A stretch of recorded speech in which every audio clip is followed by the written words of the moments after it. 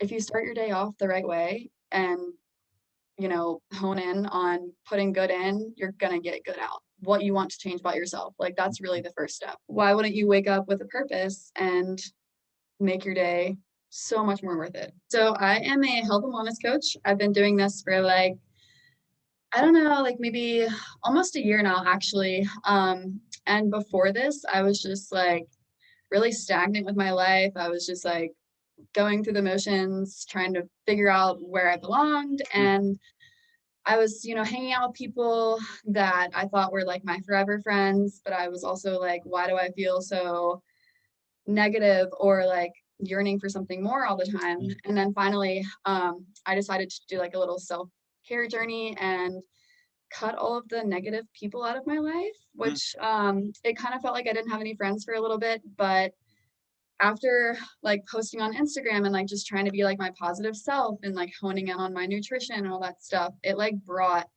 a whole new light of people. So now I'm like, I feel like I'm thriving. I mean, yeah, of course, like I still have bad days, but I have like this whole new mindset of like, only if I'm feeling bad or something, like only I have the, power to like bring myself out of it. Like I can't Yeah. rely on anybody else and vice versa. So it's just been working really good for me and I'm inspiring others to do the same thing. And like it's my family can tell a difference in my personality, like my overall well-being. And it feels great. Like I feel like I'm actually living life instead of just rolling through it.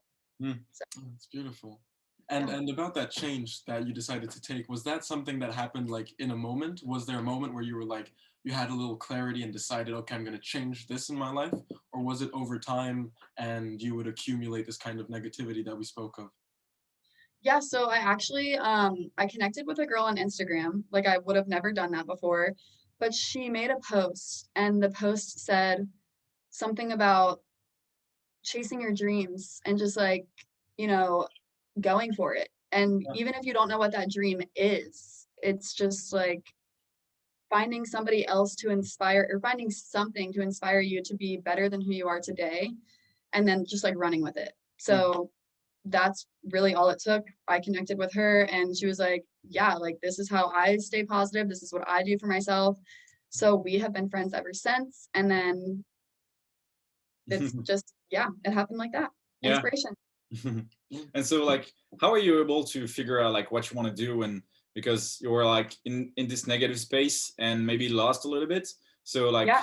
how are you able to like pinpoint what you wanted to do and all that? So it started out with like honing in on myself and like my nutrition. And I learned that nutrition is everything. Like it's 80% of your workout results. It literally helps you change your mindset. Like if you're eating good, putting good in, you're going to get good out. Mm. So like before, I would just like wake up, maybe barely even eat breakfast. And like no wonder I was like going through the day feeling sluggish or like I couldn't control whatever was happening. Mm. But if you start your day off the right way and hone in on putting good in, you're gonna get good out.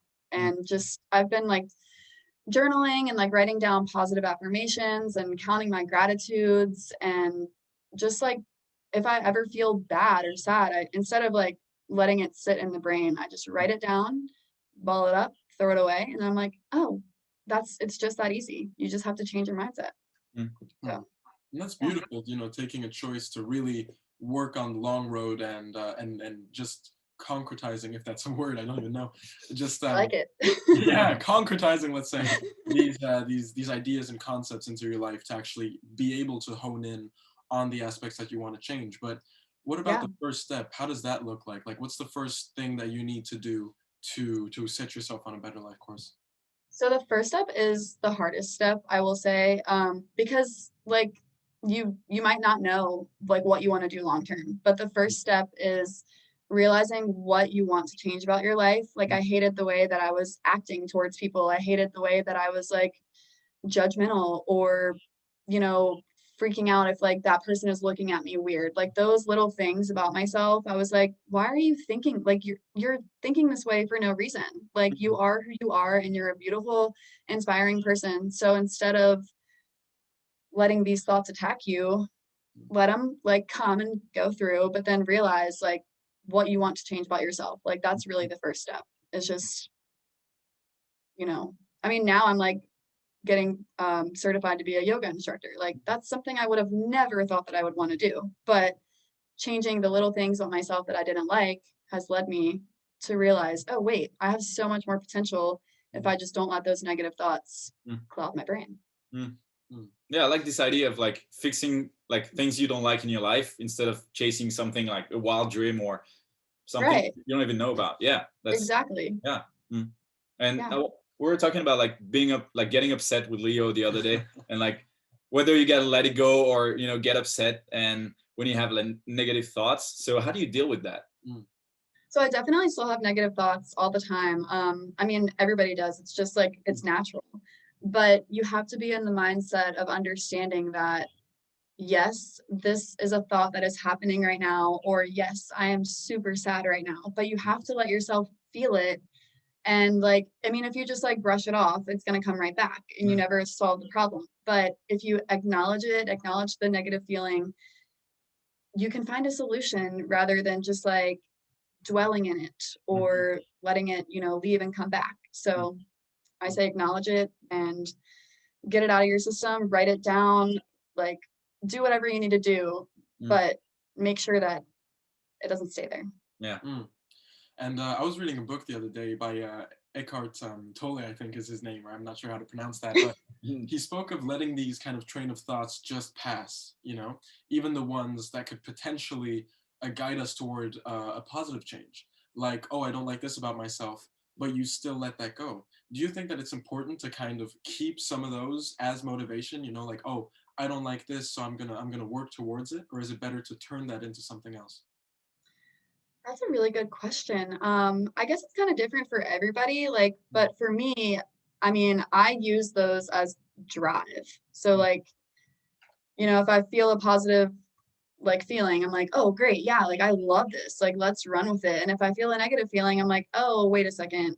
Like I I don't like that at all. But instead of letting it pass, like I feel like you really need to feel it wholeheartedly in order to understand it, in order to learn how to even go about fixing it, really. So I don't know. I feel like letting it pass is like kind of a sticky slope, but it all depends on the person and how like, how you can go about dealing with it, I guess. Yeah. And you talked about like nutrition before. What other routines do you have like on a daily basis to make sure you have a good day and you stay positive and on the right track? Yeah. So I used to start my day with like just a cup of coffee. I would literally wake up, make a cup of coffee, go to work, and feel like, oh my gosh, like I have to go to the bathroom immediately, or like, my brain isn't here, like something. It was never good. And then I learned that coffee actually curbs your appetite, like especially drinking it right in the morning. Like you're not going to want to eat food because you're not hungry because you're filled with caffeine or creamer or whatever. So now what I do is I wake up in the morning with a hot cup of lemon water and put a little honey in there. And I just sip on that while I'm getting ready and like while I'm journaling in the morning. Oh, so I journal in the morning. Every morning I write down 10 gratitudes. And these aren't just like things like, oh, I'm thankful I have a job or I'm thankful for my parents. Like it's things like, I like the way the birds are chirping this morning, or I like the way that tree is just like perfectly flowing in the wind. Like those are real gratitudes and you're putting yourself, in the moment. So I write down 10 of those and then I take like 20 minutes to kind of write down my intentions for the day. Like, if I had a crappy day yesterday, I'm like, what can I change about my day that happened yesterday and make it better today? Or like, what do I want to get out of my day? And then after that, I write down 3 affirmations. Those can be, I am positive if I'm not feeling positive, or, things like I want to be a yoga instructor. I've been writing that down for like 6 months and like now it's actually happening. So it's like, it's kind of like, I don't know, waking up and setting your day with an intention and a purpose, kind of like, I mean, you're not going to choose to brush your teeth when you want to, like you've got to do it unless you want to walk around with stank breath. So it's like, why wouldn't you wake up with a purpose and make your day so much more worth it? Yeah. And you talked about gratitude, and so I used to do like a gratitude journal. I still do it, but like in a different way that what I do now. and I think there is a wrong way to do it. And do you think like it's important to do like appreciation and gratitude? Like you said, the way the birds were chirping, or Yeah. the stuff you like in the morning when you wake up, and stuff that you want to put like for the future, like being a yoga instructor. So how do you mix these two to just like enjoy and focus on the future, you know? Yeah, so I think that, I mean, they kind of go hand in hand a little bit. I feel like the more positive you are in your gratitudes, like the more you realize what you have and what you should be grateful for, the more you can like, realize like, oh, wait, like this is what I want to get out of life. Like this is what I want to do with my life, and this is how I can do it, and sort of thing. So I feel like they kind of go hand in hand. Gratitudes for me are more like in the moment things, whereas my affirmations are like, oh, this is a long-term life goal that I want to achieve. But my counting my gratitudes and like what I have now is going to help me get there if I keep going in this positive mindset. Because I mean, sometimes if I skip my journal and I don't write down my gratitudes, I'm like, what even is life right now? Like, what am I grateful for? I don't have anything. And my mom's like, Chelsea, go back to your journal space and think of what you do have. And I'm like, okay, you're right. So yeah, super important. Yeah, I think it is important to like, stay grateful for the things that we do have and also for the things that we're going towards. But how do you how do you plan to do these things? Is it more like something like a mental model that you have of your day, and that you're going to journal in the morning, go through the day, maybe work out, or is it actually like a planned out schedule that you have? It's more like a mental thing. If I make a schedule, I know I'm not going to stick to it because I work a 9 to 5 job, and it's like, I get here at 8:30 every day, and then like I literally bust, my ass the whole day, and then I get home and I'm like, holy crap, like what was I supposed to do when I got home? And then I've learned that movement is medicine. So as soon as I like put my body in motion, like whether it's a 30-minute workout or like a 20-minute yoga flow, I feel so much better. And yeah, it's definitely just a mental thing because schedules and me, we don't mesh well. So like, how do you set up your goals for the long term? Like, do you break them down so you keep something for the day or for the week? Since you have a 9 to 5 job, like you might not want to go like super ambitious for like the week or the next day, and like feel crappy after a few days because you weren't able to achieve them. Right, that's a good question. So I actually make a vision board, and it's actually the background on my computer. So I've got everything like that I want to achieve, whether it's long term or short term. And I just like I'm reminded of that every single day when I open my computer, and I'm like, okay, this is what you're working towards. What are you gonna do to get there?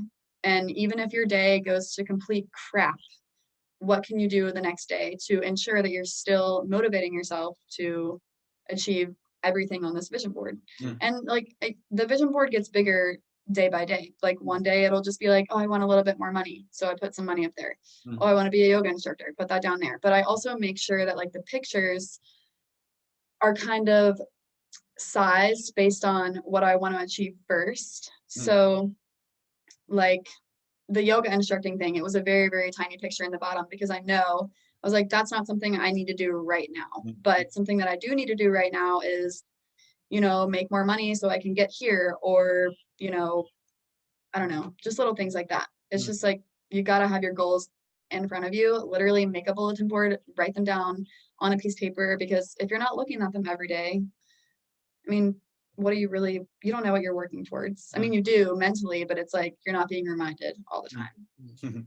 Yeah, I like the idea of the screensaver. I do the same, like, and I have 4 computers, so I got to do every time I change something, like in my vision board, I got to do it like everywhere. All of them, yeah. That's not a bad thing. It's reminding you, it's putting it in the brain. So yeah, but like, how do you deal with expectations in the long run? Because I know I have like, I'm very ambitious in that way, and sometimes you get a little bit depressed, like not super big depressed, but you feel a little bit down because you have these goals, and you want to feel like you're moving on and you're achieving things. So like, how do you make sure you're not feeling down when you look at your vision board? You're like, okay, I got to get there. I got to get there. Right. Yeah. So I definitely have those moments. But I don't really set expectations, because I mean, I've learned that the higher my expectations for something, like the the more I could possibly be let down. So I just kind of like let it roll. And I'm like, you know what? This is here. This goal is here. If it happens, you know, when I need it to happen, that is great. I can keep thriving. But I don't like to put that much pressure on myself because, like, I don't know what they're doing up there. But yeah, I just feel like expectations are pressure, that unwanted pressure, unneeded stress.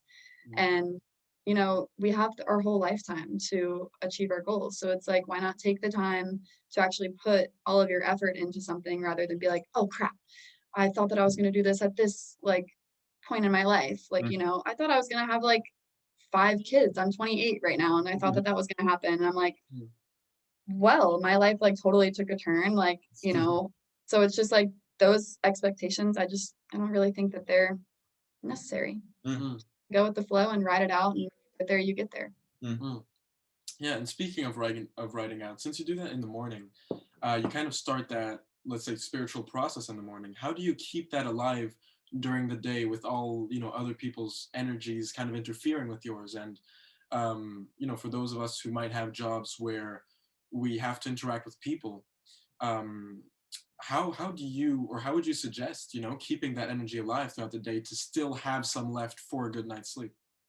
Yeah, so I definitely am put in that position every day. I work for a mental health clinic, and I get bombarded with everybody's feelings all the time. And it, you know, sometimes I just hang up the phone and I just like, you know, take a moment. I'm like, holy crap, like what just happened? But then I also meditate a lot. It's really important for you to just like, when something like that happens, it's so important to just like take yourself outside of the box, tell yourself, okay, this isn't a problem because of me. This person is who they are, and I'm not affecting them in any way. Like, it's not my problem. But you can't like, you know, you can't let that get the best of you. You have to just remember, like, sometimes I take my journal with me to work, and I like open up my journal. I'm like, okay, intentions for today. Like, what was I supposed to like be thinking about? Because like, you know, it's easy to forget when somebody like steps in your light and just like dims it a little bit. But you have to keep that mindset of, okay, I'm here for this purpose, for this intention today. And, you know, the second that you let it go, then everyone around you is, you know, on the same annoying wavelength. So you just gotta keep it in here. And like regarding meditation, do you do you know, sometimes when you don't have like the time, I do meditation like when I'm walking outside, or you know, doing the dishes or stuff like that. Do you do the same when Yes. you don't have time, or? So before like I started meditating regularly, I thought that like you had to have like this total zen spot, and like you had to have like 30 minutes of silence.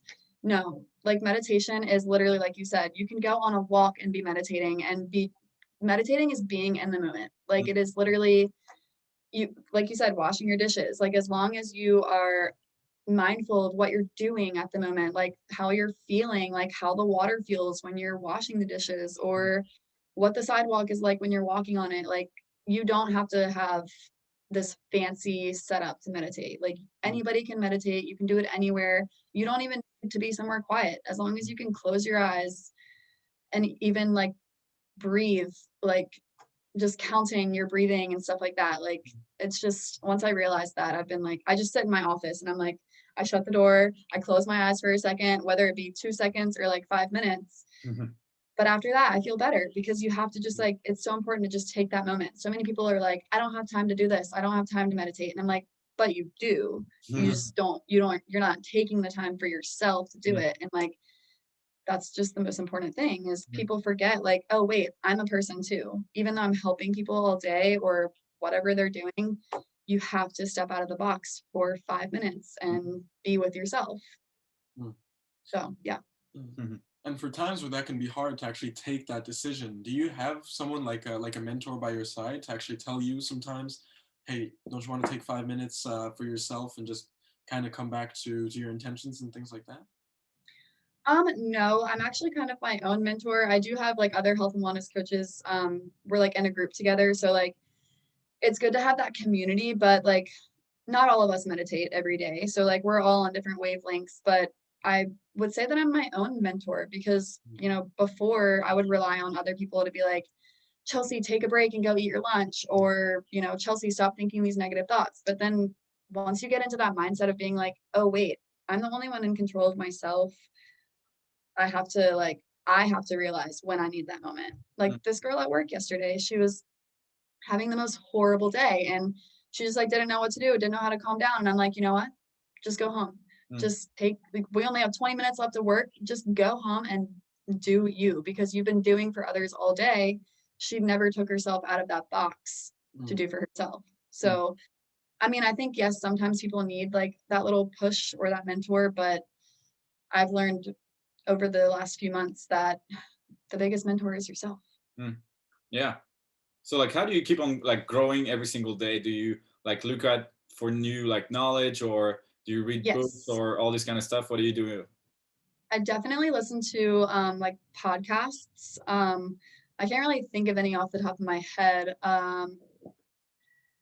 Just like anything like self-care, like, you know, if you are looking on the podcast app and you just type in self-care or like, you know, meditations or anything like that, like I'm always listening to stuff like that. I'm always reading books on how you can like better yourself or the people around you, because once you stop, I wasn't doing this before, like I wasn't growing my brain, but like once you learn the importance of like, oh, I can read 5 pages of a book that is going to inspire me to be better, you just get into the mindset of like, oh yeah, this is what I should be doing every day. Because I mean, yeah, we have our busy lives, but you have to take a step back and be like, oh wait, like I can keep growing, but I have to find the resources to help me keep growing. So definitely podcasts, self-help books, even taking yourself outside of the real life and putting it into like the little libraries around Richmond. They have them everywhere. Sometimes I'll go on a walk and I'll pick out a random book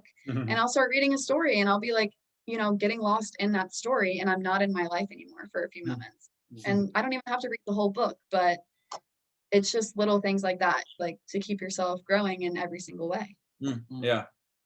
And you talked about priorities before. Do you think it's important? I read a book. I think it's over there. It's the values factor, or I don't remember which one. But you think it's important to figure out like what your values are in order to be able to make like daily decisions. You know, for example, you know, if you say like, all right, it's family, work, personal stuff. I don't know, and this way you can make decisions on a daily basis, like prioritize stuff. You know. Yes, that is super important because, I mean, like I said before, I was putting everybody before myself, like, you know, but once you sit down and you're like, okay, wait, it's kind of like a little guide of like, all right, I should focus my energy more here and then maybe here later. And then, you know, I mean, when I get home, I'm like, okay, what can I do in the daylight that needs to get done, and then what can get done, you know, at home when it's dark or when everybody else is in bed, like, you know, stuff like that. So I definitely think it's super important to prioritize everything. It's like a guide. Right. Chelsea, like you had amazing answers, so it's promo time for you. Whatever you got going on, let people know where they can check you out and all that. Cool. So I'm on Instagram, Chelsea_in_Wonderland. And I basically, I post a lot on there with my health and wellness stuff. I'm always holding challenge groups. Like right now I'm doing a yoga meditation group, and we also incorporate nutrition plans. I'm trying to help people, you know, hone in on that. And then I'm on Facebook, Chelsea Diacont. And then, yeah, super excited about this yoga instructing thing. After July, I'll be certified, and hopefully my friend and I might open up a hot yoga studio, but we also might rent a van and just travel the world and do travel yoga. So, but right now, Instagram for sure and Facebook.